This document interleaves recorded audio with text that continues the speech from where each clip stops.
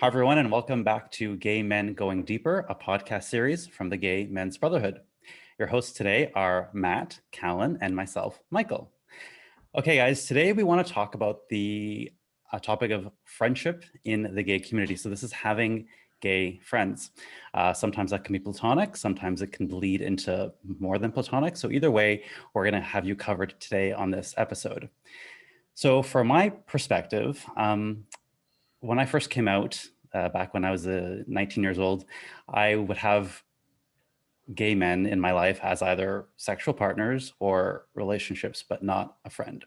And that was a limiting belief I had. There was maybe some internalized homophobia in there, but either way, I had straight friends and gay sexual partners. And that was the case for a long part of my journey. Eventually, I came to a point where I noticed that I was sexualizing, I'm going to say, gay men and only saw them as sexual objects or, as I said, partners. And it really led me down a road where I was having a lot of sex, not necessarily that sex is bad, but I was doing it for the wrong reasons.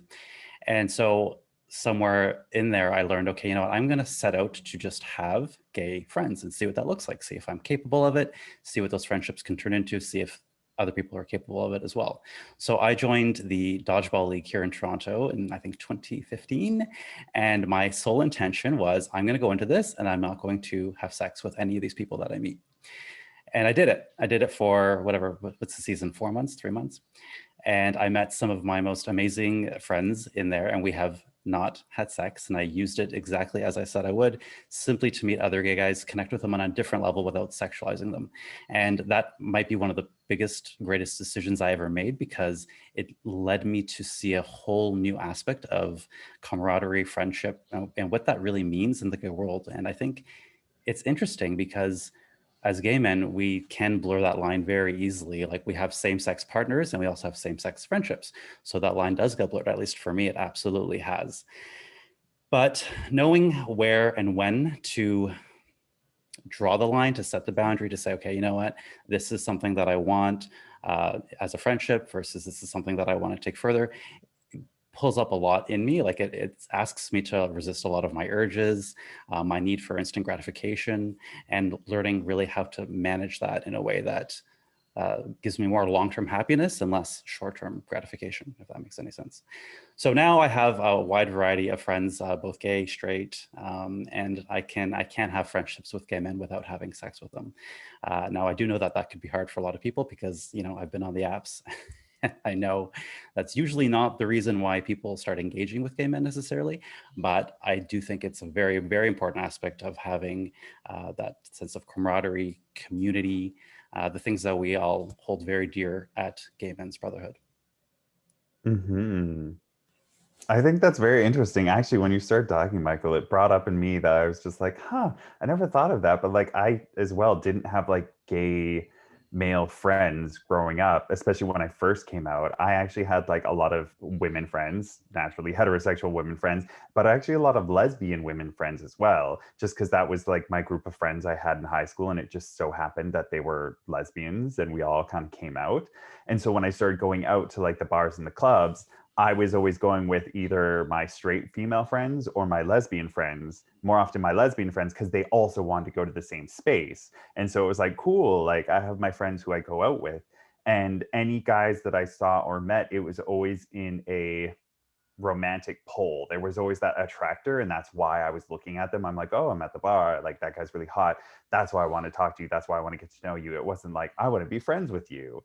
Um, and so growing up, as I like learned kind of myself, I went to the UK and I lived there for a while. And that's when I kind of first had my first gay friendships that still blurred the lines a little bit as I was navigating. And then when I moved back, I got a job as a server. And one of the other guys there, I think I've talked about him before, Billy, but he was my super over the top, outrageous, flamingly flamboyant gay friend who I first was like really scared and nervous about being friendly towards, because I think I had it in my head that, and I think this could go for a lot of gay men, is that I didn't want him or other people to think that I wanted to be with them sexually if I was just going to be nice and be polite and like wanting to have a friendship. I didn't want them to cross that boundary.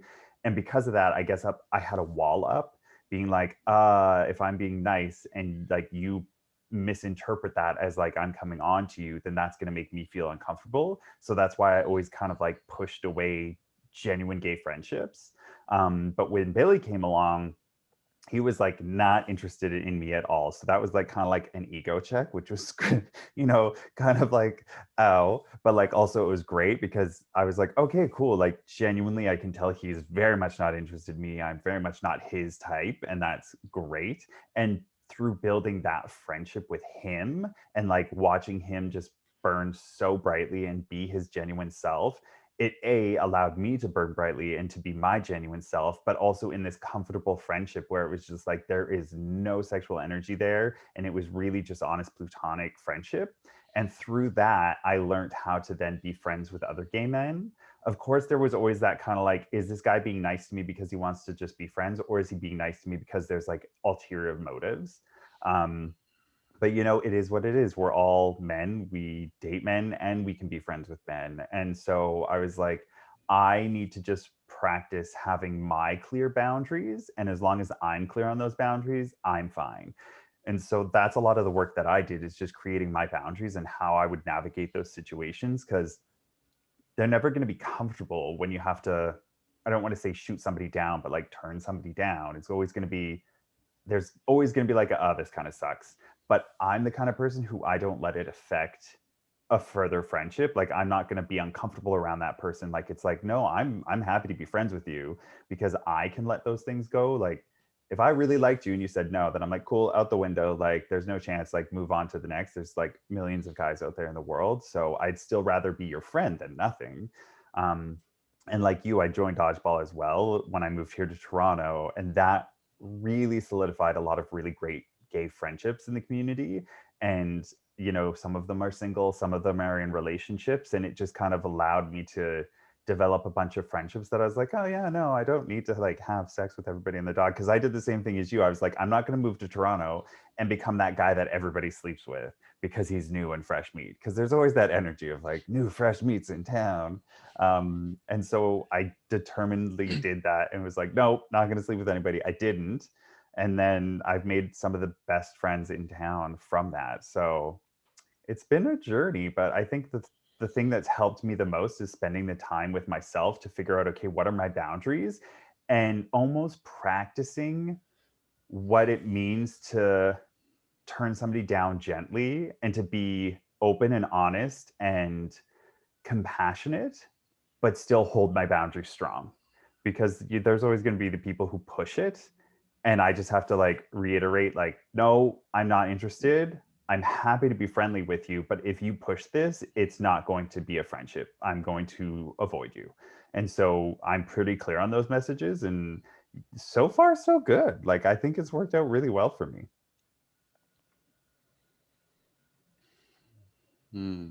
Thanks for sharing, guys. Yeah. Gives me some ideas on what I want to talk about. This is an area where there's a lot of meat. I can feel it. I can feel the energy in me. Like there's just a lot there. Let me kind of move through it and unpack it in the best way that I can.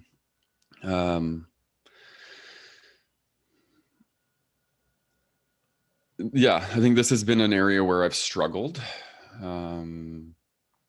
most of my life. I grew up the same as Callan. I had I had all male, straight male friends growing up, hockey buddies and just school buddies. And then when I went into probably grade eight or nine, I started hanging out with all girls, and that's all I hung out with. I was that guy who hung out with all girls. And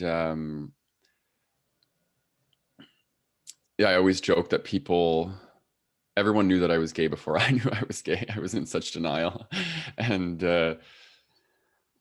so yeah, navigating gay friendships, geez, this is the pattern that I get caught in is usually I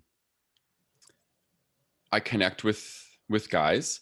They end up developing either sexual or romantic feelings for me, and I typically don't reciprocate, and then it leads to either awkwardness and dissolution of the friendship, or it turns into a friendship. Those are the two routes that it goes.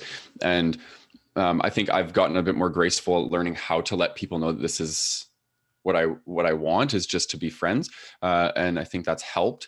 But I think that I've also come to the conclusion that a lot of gay men just really struggle with rejection, including myself. And I think that when we experience rejection, the first thing that we want to do is shut down and get away from the thing that's causing us to feel the feeling of shame that the rejection is inciting. And so, yeah, I've had a lot of negative experiences because of that.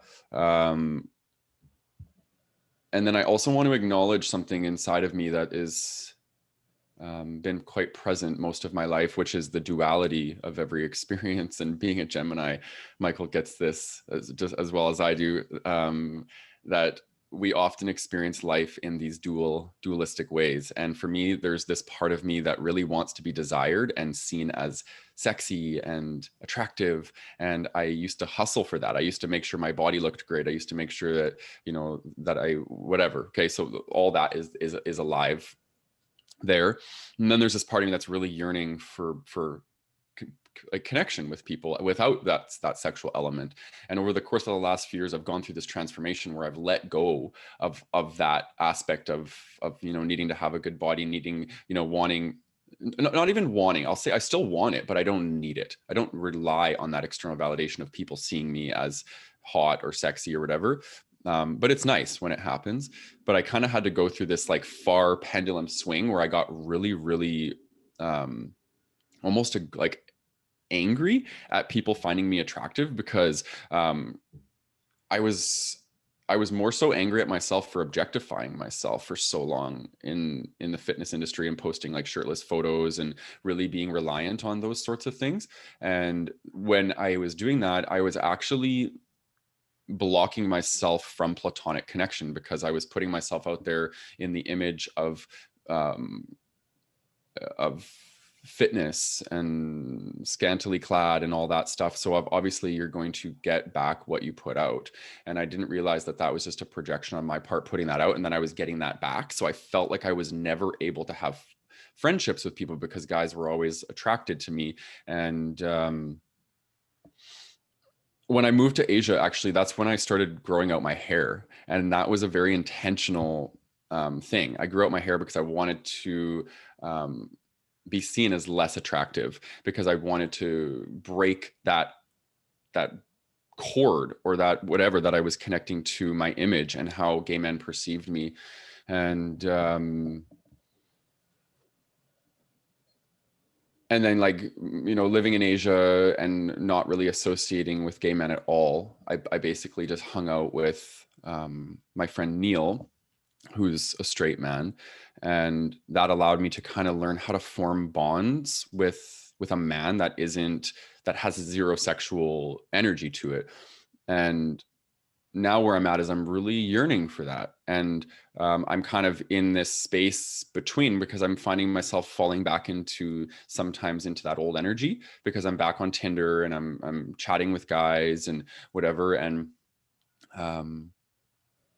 then if I go on a date with a guy and I'm not like attracted to him, or I don't feel like a pheromonal attraction, it's like immediately I just want to friend zone them. Right.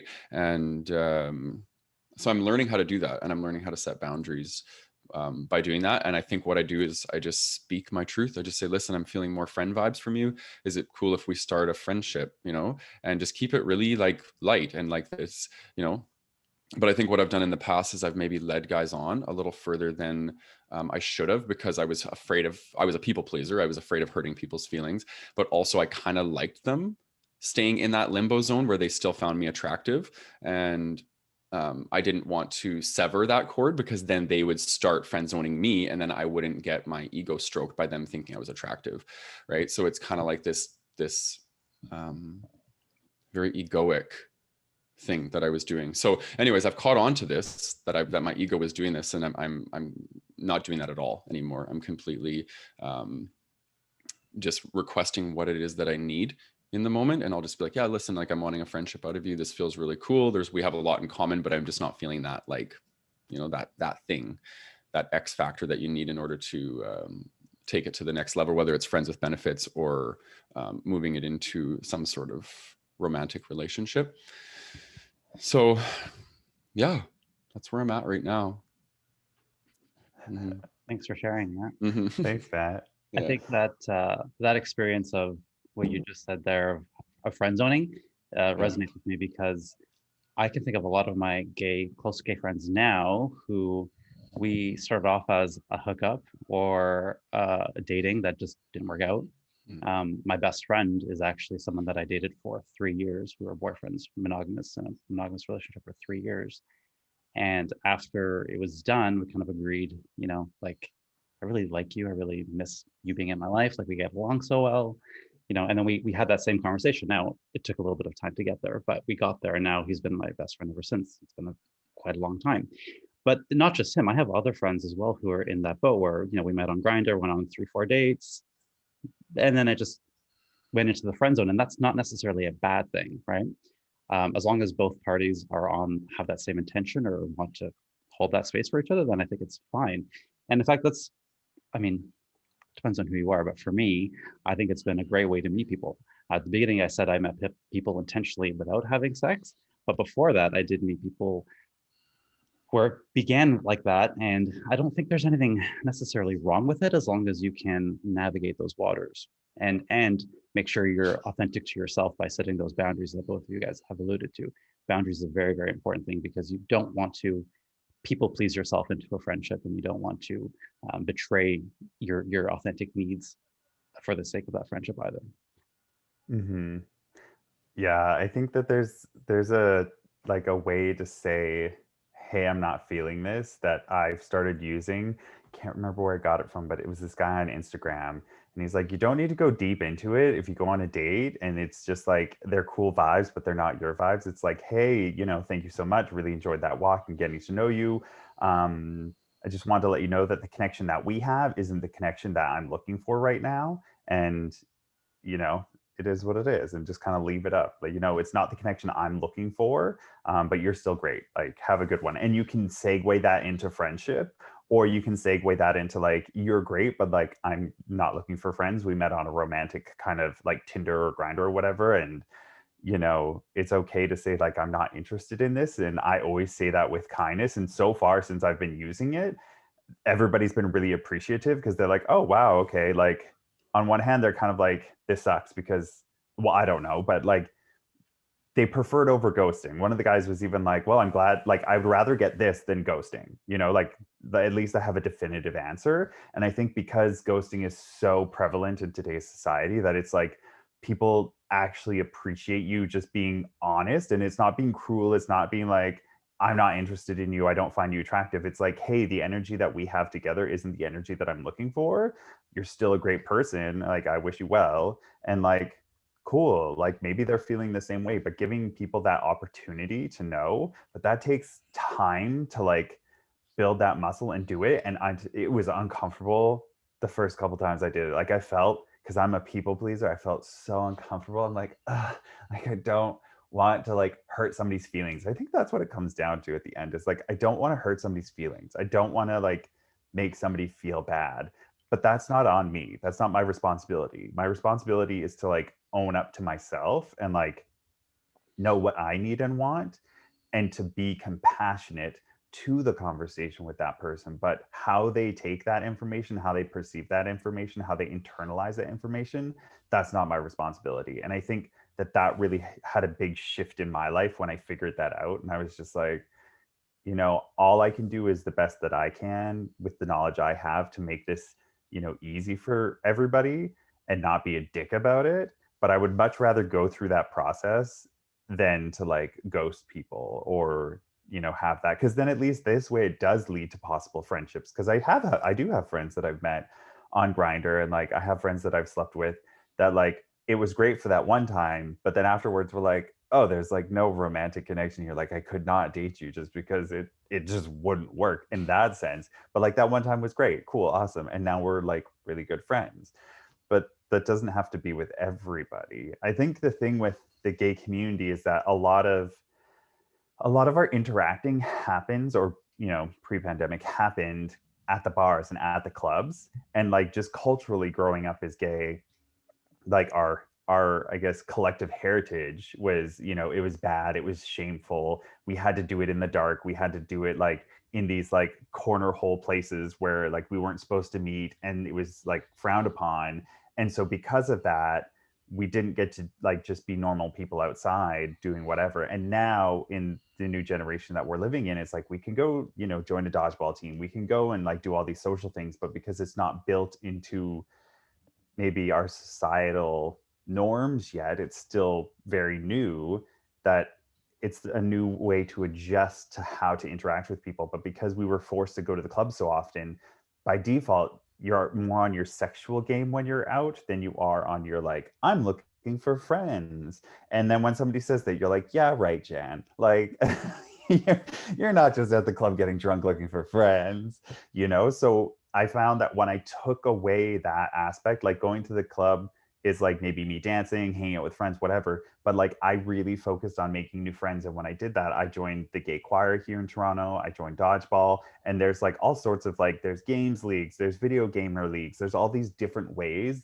that you don't have to go to the club to meet people. But I think it was so ingrained in our consciousness that like, this is the only place gay people can hang out together. And now that's starting to shift. So hopefully these kinds of conversations will start to shift the dynamics of like gay men are only sexualizing each other to like, no, you can be friendships, but you have to take it out of that sexual space first, and like, do something outside of that to build the friendships and then navigate that area. I don't know if any of that made sense, but Totally.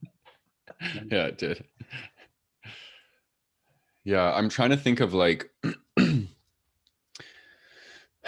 I'm thinking about the amount of loneliness in the gay community, and how our inability to foster healthy friendships is actually one of the biggest problems. And I think, you see everybody's desiring to find that next fuck, or that next good sex, or that next relationship with the hot guy, or whatever it is. And I think that if you look at attractive men, they're being pursued for something that is one dimensional, their body, their appearance. And then you see that guys that are conventionally less attractive not being desired at all. And that's creating loneliness for both parties, right? Because it doesn't feel good to be desired for just your body and your looks, and it doesn't feel good to not be desired at all. And I think we need to learn as gay men how to have friendships. And that starts with learning how to, I think, be vulnerable and show up emotionally and have a strong emotional relationship with yourself. I think that's really what it comes down to if you're looking at the psychology behind it, because a lot of us really struggle with showing up and behind our masks and letting other people see us. So I think we lead with the area that we've been conditioned to feel is safe, which is sex and these aspects of being gay. And when it comes to taking off the mask, a lot of us are a little bit freaked out to do that. And including me, like around when I'm in a room full of gay men, it's like completely different to being in a room full of straight people. Like my anxiety tends to go higher when I'm around other gay men, because I'm feeling judged. I'm feeling that people are like scoping me out. Like there's that element. And it's no different than like, if a man were to be in a room full of women, it's going to be that same type of feeling. Right? There's the pheromones, there's all the energy that's stirring around, and I'm super energetically sensitive, so I can feel all this sort of stuff. And that leads me to my next point, actually, because what I've noticed in my experience is that I actually have pretty deep rooted trust issues with gay men. And it's quite alive for me, and it has been for a long time, but I'm working through my relational trauma right now, which is why I'm going through a lot of this spiritual awakening stuff is really directly related to relational trauma. And I haven't really had relational trauma per se with gay men, but I've had relational trauma that has impacted how I relate to gay men. And there's this part of me that I don't really trust other gay men. And I'm unpacking it and learning like why, what is it about, this. And I think there's so many different facets to this, but I think one of the things is that they are hypersexual, and we do hide behind masks. And I feel that in other people. I feel the fact that they're hiding behind their masks. So then it makes me feel like, well, if they're hiding, what are they hiding? And then there's this element of not being able to trust.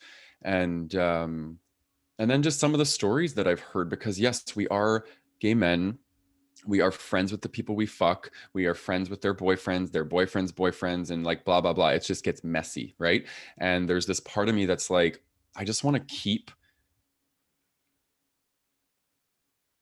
you know what it is? It's a fear of being left out. I think that's what it is. My trust issue comes from this fear of being left out. I don't want to trust. I don't want to bring a bunch of gay men together and then be the odd man out. I think that's ultimately what my fear is. You know what I mean? And it's like, if think about if you were in like if you were in like an orgy, and like nobody wanted to like be with you or touch you, and like how horrible that would be. You know what I mean? Like, or just any type of situation where people kind of glom together and leave you out. And I think that for me, that's this feeling of shame. It brings up shame that everybody else is connecting, everybody else is together, and then I'm over here.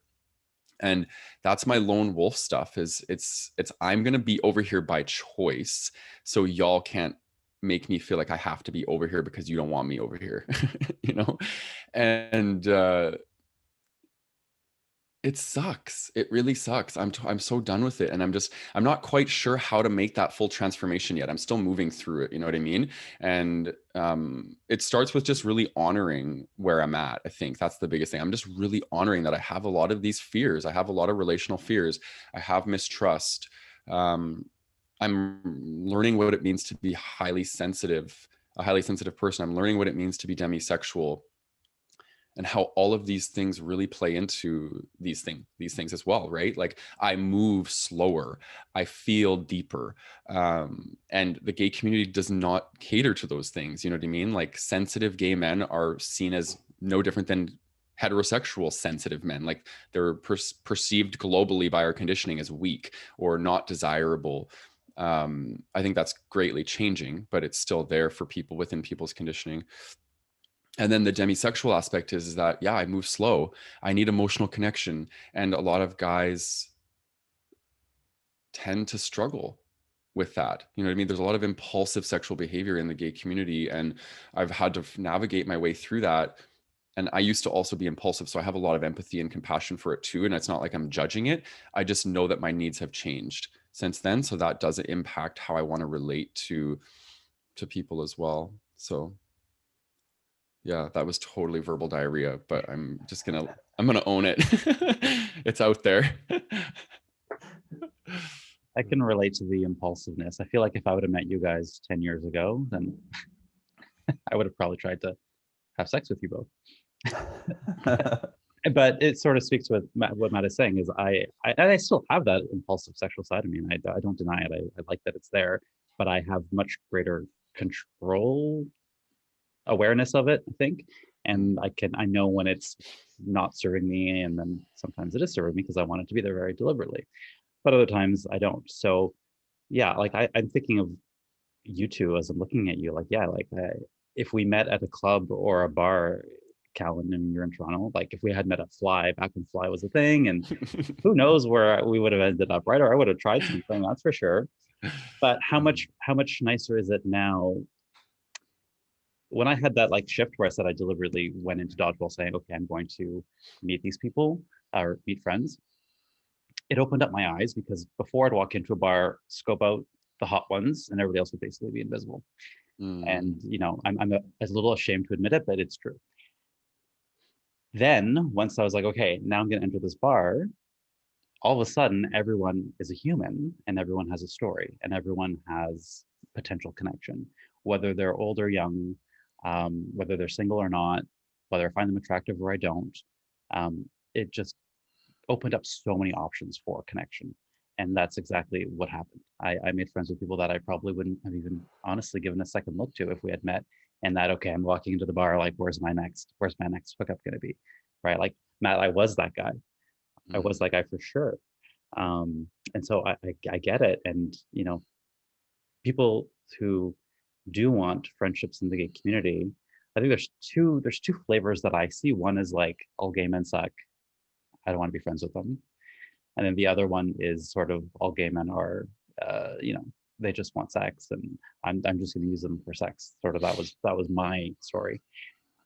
But there's a happy in between where you can have friendship and the relationship, and you can even blur the lines where you want to blur the lines. If you're into poly or friends with benefits, those are fine too. There's nothing wrong with that. It's just about finding what's right for you. And I think opening up to the possibility of seeing people as more than just sex for me was a game changer. I can't even imagine, like, I'm thinking about some of my friends now, like, I don't know where I'd be without them. And I wouldn't have had that connection had I not, it was at Woody's, had I not like listened to them when they were just like, oh, hey, my name's so and so, this is what I do. And instead of being like, nice, bye, I'd be like, hey, tell me more about that. Like, I leaned into it. And then next thing you know, we have this great connection. Mm-hmm. I love that. Mm-hmm. I like, for myself, I think because personally, I've always been a very strong-headed person. I've always been very strong-willed, and I've always been like very like determined. So when I did start going out and I was like, I'm not here to hook up with somebody or I'm not here to be with anybody, I had that aspect of it, but I could still entertain them as people because I did still look at everybody as a person, even though it's like, oh, maybe they're attracted to me or I'm not attracted to them or whatever was going on. I would still give them the time if they came up to me and talked to me because it's like, yeah, sure, like you're talking to me and like, let's have a conversation. And so I always like valued anybody who did speak to me. And then if they did show interest, I would like I didn't do it so gracefully back in the day when I was younger, but I'd like let it be known that it's like, oh, I'm not interested. And usually my go-to was like, oh, I have a boyfriend or something so that I could sidestep it so that it was just like, don't find me desirable or that this could be a thing. But if you still want to continue conversation on a friendship level or on a friendly level, then I'm cool with that. And so by holding my like boundaries clearly, it allowed me to like have those open conversations with people and to like get to know them. And I think for me, the part that's the hardest that I think I struggle with the most is when somebody doesn't let like the relentlessness of the flirtation or the relentlessness of hitting on when somebody's already clearly said these are my boundaries. And like I I'm the kind of guy who, if you touch my ass at the bar, I will get mad at you and I will let you know it's not okay. And but so many like gay men don't. And like I've had these conversations where they're like, well, is he hot or not? And I'm like, it doesn't matter if he's hot or not. The point is nobody should be doing that if I don't want them to do that. And like I don't want them to do that. I don't care where we are or what the like understanding is, whether he's an old man or whether he's somebody young and attractive or young that I find attractive. It doesn't matter. If I haven't given them permission to touch my ass, they can't touch my ass.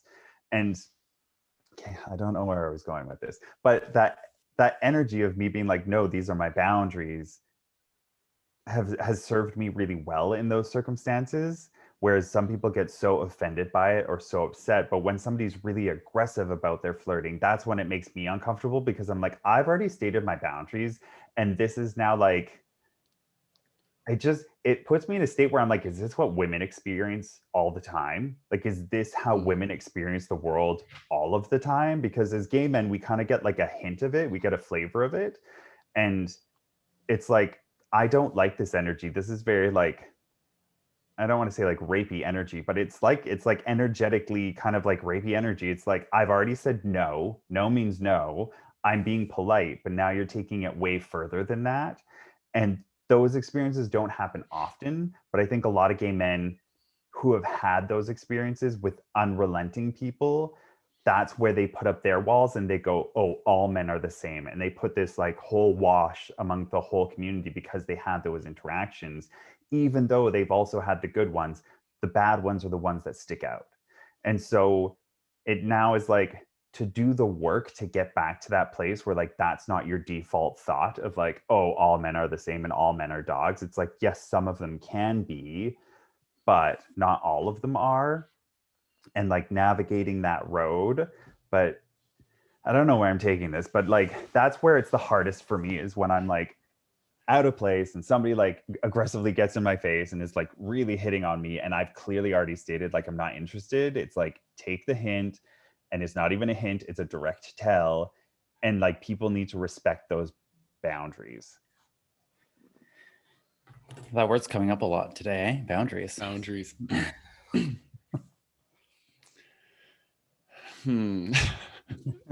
There's so much dualism in my experience. It's unbelievable. Like I'm like moving through all this crazy stuff right now, personally and spiritually. And I'm just like, what do I actually want? I don't even know. I'm so confused. Because when you were talking, I was like, yeah, like how dare that guy touch my ass? But then part of me is like, oh, but he touched my ass. You know, like it doesn't matter what he looks like. It's like he's desiring me. You know what I mean? And it's like, it's fucked up, because it's like, my higher self's like, no, I don't want somebody like get my consent. Don't just touch my body. My body's my temple. And then there's also this part of me that's like a little bit like rough and nasty. That's like, yeah, like touch my ass, like touch it again. You know, like I have these two parts to me, and it's like, I don't know which one I want to honor sometimes. You know what I mean? And that's why I don't drink alcohol, because you think I'm crazy like this? Like, no, like you should see me when I drink alcohol. Like it's insane. I do not drink for that reason, because I get like crazy. I do crazy things. I make really poor choices and that's just totally out of my character. But anyway, I felt like sharing that because there's still a lot of confusion in me. And I'm also kind of, part of me is like embracing the confusion too, because it's like, I think that's part of my surrender right now, is just be confused. I'm being exhausted by thoughts and lack of sleep. So thoughts and insomnia are exhausting me. And then my lack of certainty is creating confusion, and exhaustion and confusion are two really beautiful places to surrender from. So I think it's all very, very prescriptive for where I'm at in my spiritual journey. So I'm just trusting that the universe knows what I want. And eventually I'll get to a place where it's like, I'll be a little bit more certain maybe about what I want, or maybe I'll just be momentary. Like in this moment, did that feel good for me? No. Okay, well then set a boundary. In this moment, did that feel good for me? Yes. Okay, well then ask for more, right? So just kind of playing with it. The other thing that's quite alive for me right now is for the first time in my life, I'm actually transitioning a relationship, a romantic relationship, into a friendship, which is not easy for me because I feel extremely deeply. I love extremely deeply. And I usually break up with partners very deeply, and I just can't maintain friendships with them. So this one was also really intense, really challenging, and we're moving towards building a friendship. And yeah, it's a lot. It's a lot. And there's like aspects of like navigating intimacy. What does it look like if we want to be intimate with each other? Are we going to allow that, or what is it going to be? We're still shaping this together. And like, you know, it can be challenging taking a relationship from like co-creatively into something, and then structuring it and having a lot of expectation and a lot of, you know, idea of what it is, and then kind of that blows itself up, and then you're like picking up the pieces and you're like, yeah, okay, I want this piece, no, I don't want that piece, and you're kind of putting back this like this thing back together, which is like a friendship or a friends with benefits. And it's tough co-creating that aspect of things because the fears are very alive for both people, right? Like, and it's like, okay, well, what if I want this piece and you don't want this piece, and what do we do? You know what I mean? So it's like, I don't know, there's just a lot there. And again, it's part of my relational trauma healing, is like learning how to be connected to somebody in such a beautiful, intimate, and loving way, and then allowing the love to still be there, but it shift, you know what I mean, to something different. And then I'm also grappling with like, well, what's the difference between friends with benefits and a romantic partnership if you're not in a monogamous partnership in the first place? Is there a difference? You know, like you're fucking and you're hanging out and you're saying I love you and like whatever. So it's like the difference is that we get to have sex with other people. But what if we were doing that in the first place? What's the difference? It's just a relationship, you know. And I'm so, all of this is just so confusing for me because there's a lot of like conditioning that I'm unpacking around what does it actually mean to be in a romantic relationship? Like, what does it mean to be in a monogamy? What does it mean to be fluid and move between a connection or between connections, and just allow yourself to love that person and be with them in the present moment, and then move out of that connection, return back home and find another connection, you know? And so anyways, all of this is so alive for me right now. And part of that is navigating friendships too, because like, you know, some of my friendships may potentially in the future become friends with benefits. I don't know. So yeah, as you can probably tell, there's a lot of confusion for me, and I'm kind of just accepting it that it's there. Yeah. I think it's tough. There's a lot of confusion, I think, for a lot of people. I think your experience mirrors that of many, many gay men, and Hmm. it's important to talk about it. What I, if there's one piece of advice I would give you, having navigated a sexual relationship to friendship and then Yeah. back again, is is what you said, kind of about asking yourself in the moment. That's the best thing. Or don't try to control it so much. And I'm looking at the surrender sign behind you.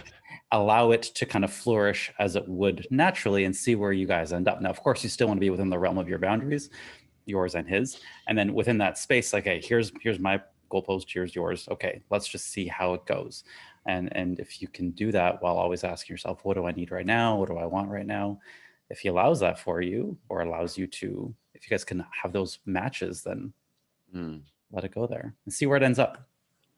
You I've know, done that. I don't know what my boundaries are though. That's the thing. That's why I'm confused, because like my boundaries, I used to use them improperly in romantic relationships to control, right? My boundaries were to control. So I would say, I need you to show up like this so I can feel safe. Mhm. That's not an effective boundary, really, in my opinion. It can be. It depends on delivery and what we're talking about, but so yeah, there's a lot of like confusion. So I just have to be really momentary with it. And usually what ends up happening is I'll feel in the moment that a boundary is being crossed, and then I need to speak up right away, as opposed to going through with something and then afterwards feeling like I've betrayed myself. Because I'm at that point literally where there's so much confusion in my life where I don't even really know what my boundaries are anymore, because I'm like, maybe I could do this, like maybe, you know, because a lot of my boundaries before were around like I really wanted to be in a monogamous container where I just felt safe, and now I'm really challenging that, like, is that actually what I want moving forward? And I've gone back and forth. I've been in an open relationship before too, but it was different. um I wasn't loving as deeply back then, but um so anyways, yeah, so it's like almost like relearning what my boundaries are, I guess. Yeah. Hmm. It's like I was just focused on being curious, Mhm. Hmm. like being curious about it. And like Mhm. that's what we've been talking about, I guess, this last little while. But like just getting curious and being like you were saying, Matt, like, do I like this? Do I not like this? Like, just be curious about it and don't judge it. Yeah. And Yeah, I it's think great that's what a advice. lot of gay guys do. When in regards to like what I was talking about earlier, there's a lot of judgment that comes from it. And then they judge the people and they judge all the things. I don't judge the person if they grab my ass. I just need to let them know that that's a boundary of mine. So it's Mm. two very different spaces. Whereas like I've seen people who get very aggressive and very angry about it and come from a very judgmental place, like they should know better and it's on them. And my personal belief is like, no, it's not on them. It's on me to set my boundary when a boundary gets crossed or something happens. That's when I go, no, this is my boundary. Then if they do it again, then it's like, now I'm judging a little bit. Mm. But like, it's two different spaces, and I think people can get very confused between the two. And I think it's like, Michael, what you were talking about, like how like back in the day you would go into the club one way, and now you've just gone through such journey that it's like you enter a completely different space. And I think that, you know, after the pandemic, who knows what's going to happen? It's going to be wild, I can tell you that. That's for sure. It's definitely going to be a wild party. But I think for myself, it'll just be focusing on practicing my own boundaries and practicing like compassion for other people, and like just knowing that I am where I am, but that doesn't mean anybody else is where I am, and I'm not where they are, and we don't know each other's stories. And so just having that compassion, like talking to the person, being like, hey, sure, yeah, I'll give you the time of day. I think that's the part that bugs me the most in the community around trying to build genuine friendships and connection, is that because so many people had that same reaction as me of like, no, I don't want you, I'm not attracted to you, I don't want you to get the wrong impression. They put such an affront to that that they don't allow the possibility of like, okay, well, they could still be a good person, a good human being, and be a good friend. But they shut that down because they're like, no, but I don't want them to misconstrue it as attraction. So they also are shutting down the potential for friendship. And that's what's leading to so much of the loneliness, because you can't shut off one without shutting off the other. It's all or nothing. You can't, it's like Brene Brown says in her book, what one is I listening to? The Gift of Imperfection. You can't turn off the good feelings, or you can't turn off the bad feelings without turning off the good feelings as well. It's a whole package deal. So it's like, if you want to have genuine connection, you can't just connect with the hot guys that you want to like sleep with and fuck. You have to connect with everybody, and you have to give equal opportunity to build friendship in all regards. And that could be the hot guys, that could be the guys that you're not attracted with. And the guys you're not attracted to are probably the guys that you should be friends with, so that you don't have these, you know, blurred lines, because it's a muscle you have to build in order to get to that space where you can be friends with people and not get confused, or know your boundaries so that you're like, no, it's okay, we could cross those boundaries because I don't want a romantic relationship with you, but I think sleeping with you and fucking you would be fantastic. Like, you know, but you got to get to that space inside. And that's what I really worked on to do for myself, because it was confusing before. Callan, that is such a good point. With with my experience of having met people deliberately as friends, my actual relationships grew much stronger as a result of learning that skill of relating in general. It made my actual romantic relationships stronger as well. It made me able to develop deeper relationships faster. It made me able to slow down the sexual stuff. Like it just helped in so many levels. So it's not just about developing the skill of learning how to be friends or relating platonically. It serves all areas of relating in all relationships in my experience. And for the record, anyone can touch my ass. It's fine. I'm not gonna be upset about it. I feel like the odd man out here. Someone like Pat calls me down the street. I'm like, hey baby, like no problem. So if you're No Me Too lawsuit for you. Yeah, right. Michael, you're gonna come to one day, and we're gonna be doing like some sort of seminar, and everybody gonna come up here touching your ass, and you'll be like, "What did I get myself into?" Yeah, exactly. What's Starn gonna say about that? Oh gosh, he knows. He knows. So good. But yeah, I think it's true. You have to be able to open up to both. If you're gonna close yourself down, and like, you know, have like, if you're in that space where you're like, oh, I'm so lonely, I'm so lonely, I'm so lonely, but I'm not willing to open myself out to have friendships with everybody, and I lock myself down when I feel somebody's like interested in me. You can't help it if somebody's interested in you, but I can tell you 9 times out of 10, when I've been interested romantically in somebody, all it took was like one conversation or like a couple conversations to know like, we're not really romantically compatible, but like a friendship is still definitely possible. But you have to be able to cross that. You have to also give people the opportunity to get into that space. But like I said, if you shut that down, you're not opening yourself up to those possibilities. I think we approach it with this sort of casting, like I talked about with romantic relationships. We have the role of boyfriend, friend, fuck buddy, whatever. We have the role in our mind, and so we just scan the room, scan the crowd. Like, do they meet the qualities I need? And we therefore ignore so many things. We do this in all kinds of relationships. So we fail to see all of the other things when we specifically put them in that label, or like, okay, here's this box I want filled with a certain person. You're kind of forgetting that there's gray areas, there's other boxes that you might want filled that you're just not even paying attention to. Yeah. I think we're blinded by the excitement of attraction as human beings. You know, like we literally attraction, love, lust, all these things, they're intoxicating and they blind us. And I think that's part of my work right now, is learning how to slow down, be more like a turtle. I'm embodying the spirit of a turtle. And, but it's also can be a little bit challenging too, because it's like, people are like, well, develop friendships with guys before you date them. And I'm just like, well, as soon as somebody's friend zoned for me, that's it. Like they're friend zoned. I know within a second of meeting somebody if there's going to be that sort of compatibility. Like truly, I've never had the experience where somebody was a friend and then I moved it into sex. Like I know right away if somebody's a match for me. So I'm just like, I'm not quite sure how to do that. And I think maybe what it is it's just maybe not hopping into a relationship right away, like just keeping things really light and dating multiple people and whatnot. But yeah, it's maybe that's going to change though. Who knows?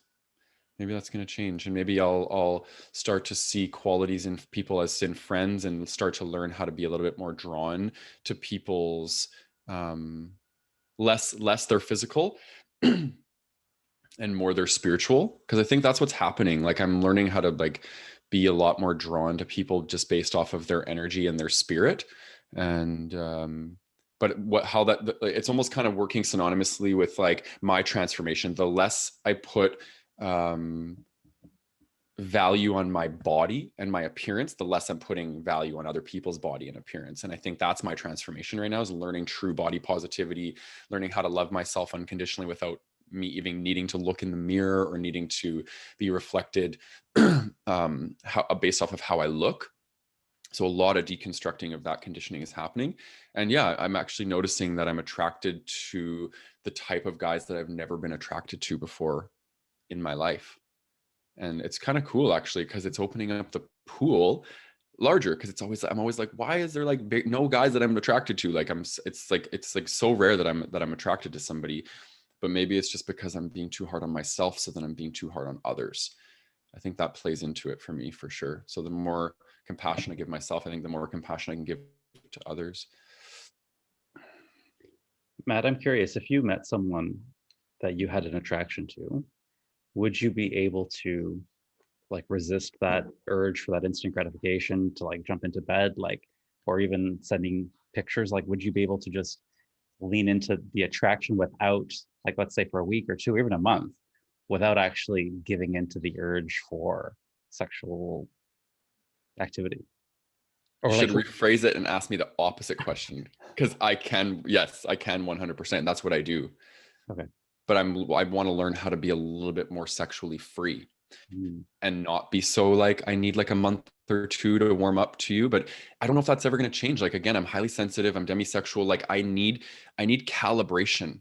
I need your energy to calibrate to my energy, because if it's not, there's no, it just won't work. My body won't work. I have a hard time getting hard and staying hard if I don't have an emotional connection with somebody. That's part of being demisexual. And when I'm emotionally connected to somebody, it's like a fucking game changer. Like it's like the switch has been turned on.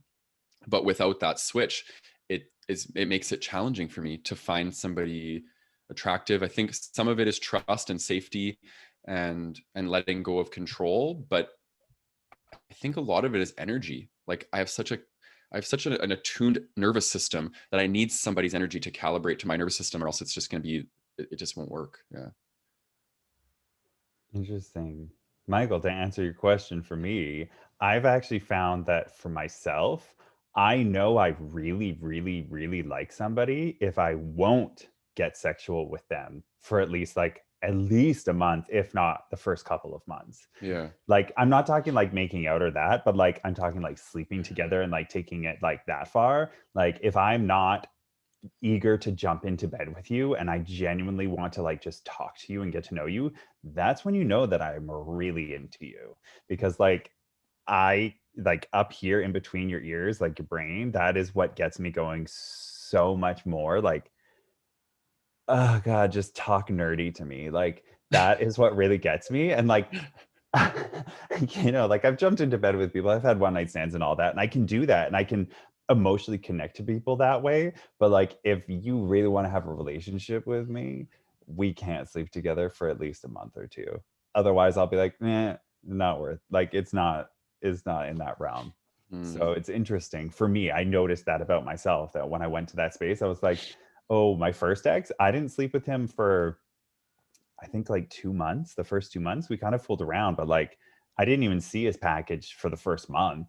And it was just like I had no desire. I was just like, I need to get to know you as a person, because then I'll want to get to the other stuff. But like this is first and foremost. So if I sleep with you on a first date, sorry. Everyone who's dating Callan right now you know. Yeah, for me, Uh, I in my current funny. relationship, I did that for the first time, is to like purposely said, okay, let's not sleep together. And it was really hard, but very effective. It worked. And like it definitely worked because again, it allowed me to not sexualize and be like, okay, I'm gonna get to know this guy in a way that isn't how I want to get to know him right now. And then I got to totally see different sides of him, and it kind of forced me into that because naturally, individually for me, I will always want. I feel like I'm like a dog who, as soon as he meets another dog, goes to sniff his butt. Not that I'm going to sniff a butt necessarily, but like that energy of like, oh, I just want to know everything about you, and then we can be friends. But like, let me sniff your butt first. Not actual sniffing butts. I'm just talking about having sex. Yeah. So This is I've the learned best. not to do that anymore. Smell is so important. Smell Yep. is so important for me. It's huge. This is the If a guy best. smells not good, it ain't happening. Amen. Amen. Well, I think we should wrap up on the butt sniffing. Great time for wrapping up. Great time for wrapping up. So, for everybody out there listening to this podcast, if you have not subscribed yet, please hit that subscribe button, give us a star rating on Apple iTunes. It helps everybody discover the show. Share it around, please. If you find value, share it with other people. Let the people know. If you're watching this on YouTube, hit that subscribe button and also hit the bell so that you get notified every time we put out new episodes. We put out a regular episode with all three of us every other week, so bi-weekly, and then alternating weeks we have our individual episodes that we've started introducing where we're doing interviews or panels about hot topics that y'all want to know about. So also make sure to join the Gay Men's Brotherhood free Facebook group. You can do that in the show notes, and subscribe to our newsletter because we have some very exciting news coming up very shortly for all of y'all. So you want to get on that newsletter so that you can get notified right away about all that good stuff. So I think that's it for the day. Have the best day ever, everybody. Peace, love, rainbows. Bye.